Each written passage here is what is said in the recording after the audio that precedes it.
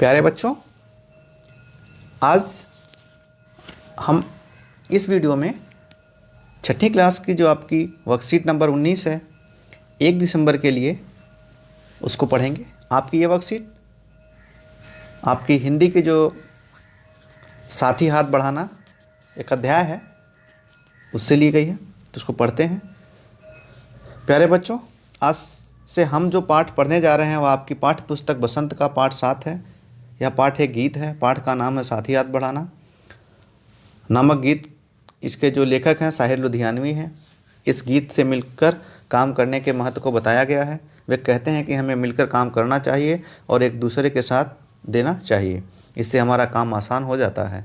आइए पाठ को पढ़कर जानें कि वे और क्या क्या इस गीत के माध्यम से कहना चाहते हैं। तो ये साहिर लुधियानवी की तस्वीर है और आपने समझा कि इस जो आपकी पोयम है साथी हाथ बढ़ाना, उसमें वो एक साथ रह के सहयोग के साथ काम करने की हमको सलाह देते हैं।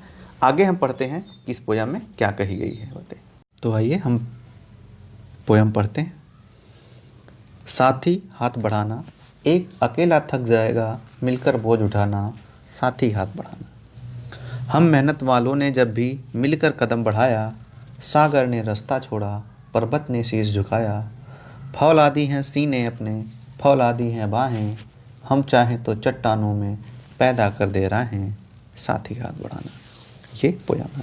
इसमें ये कह रहे हैं कि हमें एक दूसरे से हाथ बढ़ाना चाहिए, मतलब हाथ बटाना चाहिए, एक दूसरे के साथ काम करना, मिल के काम करना चाहिए, क्योंकि इससे क्या होता है कि काम सरल हो जाता है। हम मेहनत वालों ने जब मिलकर कदम बढ़ाया, वो कहते हैं कि जब भी मेहनत वालों ने यानी हम काम करने वालों ने एक साथ मिलकर के कोई कार्य को किया है, आगे बढ़े हैं, तो सागर ने रास्ता छोड़ा। सागर से रास्ता छोड़ने का मतलब ये है कि हमने सागर के ऊपर भी रास्ते बना लिए हैं, पुल बना दिए हैं। पर्वत ने शीश झुकाया और हम पर्वत के ऊपर भी पर्वत पर भी रास्ते बनाने में और पुल बनाने में सफल हो चुके हैं, यानी हम इनको भी पार कर गए। क्यों? जब हमने मिलकर के काम किया। फौलादी हैं सीने अपने, फौलादी हैं बाहें, क्योंकि हमारे जो सीने और हमारी बाहें फौलादी हैं, मतलब हमारी बाजुओं में काफ़ी दम है। हम चाहें तो चट्टानों में पैदा कर दे रहे हैं, साथी हाथ बढ़ाना। और वो कहते हैं कि अगर हम चाहें यानी कि अगर मनुष्य चाहे एक साथ मिलकर काम करे, तो हमारे इतना जो है बल है, हमारे पास इतना जोश है, साहस है कि हम चट्टानों को भी भेद करके, पर्वतों को भी भेद करके उससे राह बना सकते हैं। साथी हाथ बढ़ाना। अब आपको सामने आपने ये पोयम समझ लिया। अब हम प्रश्न देखते हैं। एक अकेला थक जाएगा मिलकर बोझ उठाना। आप अपने घर में इस बात का ध्यान कैसे रख सकते हैं? बच्चों, आप इसका उत्तर दीजिए, खुद दीजिए कि जैसे कि एक अकेला थक जाएगा मिलकर बोझ उठाना। आपके घर में आप देखें कि कोई अकेले कोई काम कर रहा है, तो आप कैसे उसका हाथ बटा करके उसके काम को और आसान कर सकते हो, तो इस बात का ध्यान कैसे रख सकते हैं। जैसे आप देखेंगे आपके घर में सारे घर का काम मम्मी आपकी करती हैं, तो आप उनका हाथ बटा सकते हो कपड़े धुलने में, खाना बनाने में। तो ऐसे ही और भी कोई आपको लगता है तो किसी का हाथ बटा सकते हैं। गीत में सीने और बाहों को फौलादी क्यों कहा गया है?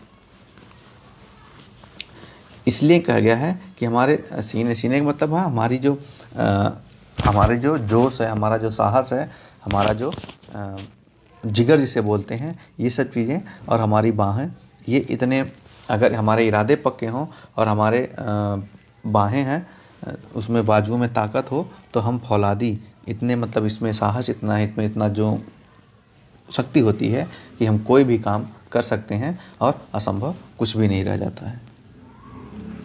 इस गीत में पर्वत, शीश, रास्ता जैसे शब्द प्रयोग हुए हैं। इन शब्दों के प्रचलित रूप क्या है? ये हम उत्तर इसका बता देते हैं लिख के। ये दोनों हमने समझा दिया, आप खुद लिख सकते हैं। अब पर्वत को जैसे हम बोलते हैं पहाड़, क्या बोलते हैं? पहाड़। या पर्वत भी बोलते हैं, तो पर्वत लिखते हैं ऐसे। तो पर्वत का जो प्रचलित रूप है वो पहाड़ है।